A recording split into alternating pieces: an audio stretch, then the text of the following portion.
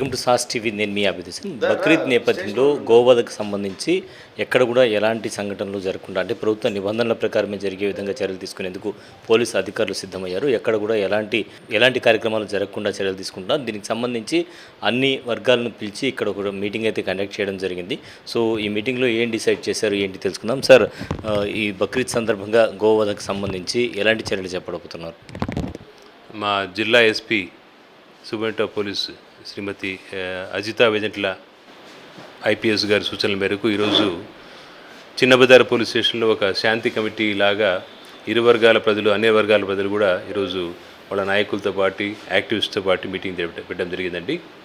దీంట్లో రానున్న బక్రీద్ సందర్భంగా ఎటువంటి చట్ట ఉల్లంఘన జరగకుండా అందరి విశ్వాసాలు అందరి మతాలకు గౌరవం ఇచ్చుకుంటూ ఎటువంటి లా వైలేషన్ జరగకుండా ఉండడానికి కోసం ఒక చిన్న అవగాహన సదస్సు అందరితోటి మీటింగ్ పెట్టడం జరిగింది. అన్ని వర్గాలు చక్కగా ఎటువంటి ఇష్యూ రాకుండా ప్రొయాక్టివ్గా పనిచేస్తామని చెప్పేసి వాళ్ళు మాకు హామీ కూడా ఇచ్చారు. అలాగే పోలీస్ తరఫున ఆ తర్వాత వెటర్నరీ డిపార్ట్మెంట్ తరఫున డాక్టర్ గారు కూడా ఉన్నారు. సో వారు కూడా ఎక్స్ప్లెయిన్ చేయడం జరిగింది. ఎటువంటి పనులు చేస్తే ఇది చట్టం వ్యతిరేకం చెప్పేసి దీంట్లో వాళ్ళకు మరొకసారి వాళ్ళకి విశదీకరించి చెప్పడం కూడా జరిగిందండి. సో అన్ని వర్గాలు కూడా హామీ ఇచ్చారు. ఎటువంటి శాంతికి చట్ట వైలేషన్ లేకుండా సామరస్యంగా చేసుకుంటా అని చెప్పేసి హామీ ఇచ్చారు. సో వైలేషన్స్ జరిగినప్పుడు ఒకవేళ జరిగితే ఎవరిని సంప్రదించాలి? దానికి సంబంధించి కాంటాక్ట్ నెంబర్స్?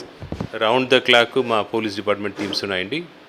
112 కాల్ చేస్తే వితిన్ మినిట్స్ లోపల వాళ్ళ ముందు హాజరుగా ఉంటాం. ఎటువంటి ఇష్యూ ఇచ్చినా కూడా డీల్ చేయడానికి మా దగ్గర సన్నాహంగా ఉన్నామండి. అలాగే వారి నుంచి ఏమైనా అభ్యంతరాలు వచ్చాయా? అభ్యంతరాలు వస్తే కూర్చొని చట్టానికి అతీతంగా ఉందా, వైలేషన్ ఆఫ్ లా ఉందా లేదా చూసి యాజ్ పర్ లా ఏం యాక్షన్ తీసుకోవాలో తీసుకుంటాం.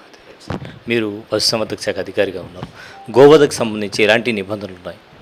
గోవధకి సంబంధించి గైడ్లైన్స్ ప్రకారం ఖచ్చితంగా తెల్ల పశువుల్ని, ఒంటెల్ని, చిన్న దూడలను అనేది స్లాటర్ చేయడం అనేది నిషేధించడం అయింది. అదేవిధంగా ఈ గొర్రెలు, మేకలు అనేవి కూడా బిలో 1 year లోపల కూడా వాటిని స్లాటర్ చేయకూడదు. ఈ పెద్ద పశువులు వీటి అయితే అబో 2 years పైన వాటి మాత్రమే, అది కూడా ఆరోగ్యంగా ఉండి వెటనరీ డాక్టర్ ఫిట్నెస్ సర్టిఫికేట్ ఇచ్చినటువంటి వాటి మాత్రమే స్లాటర్ చేసేదానికి అనుమతించబడుతుంది. వీటిని కానీ వైలేట్ చేస్తే దాని చట్టపరమైన చర్యలు అనేది వాటి మీద తీసుకోవడం జరుగుతుంది. సో మొత్తానికి అధికారుల నిబంధనలు ఏవైతే ఉన్నాయో నిబంధనలకు అనుగుణంగా ఈ బక్రీద్ను సెలబ్రేట్ చేసుకోమని అధికారులు అయితే కోరుతున్నారు. కెమెరామెన్ మహేష్తో హుసేన్, సాస్ TV Nellore. Doctor Rajasekhar eye hospital super speciality eye care centre. కంటి ఆపరేషన్లకు చెన్నై, మధురై వెళ్లనవసరం లేకుండా ప్రపంచ స్థాయి ఆధునిక ఆపరేషన్లు ఇప్పుడు మన నెల్లూరులో. సత్యసాయి భజన మందిరం ప్రక్కన 3వ మెయిన్ రోడ్, రామ్మూర్తి నగర్, నెల్లూరు.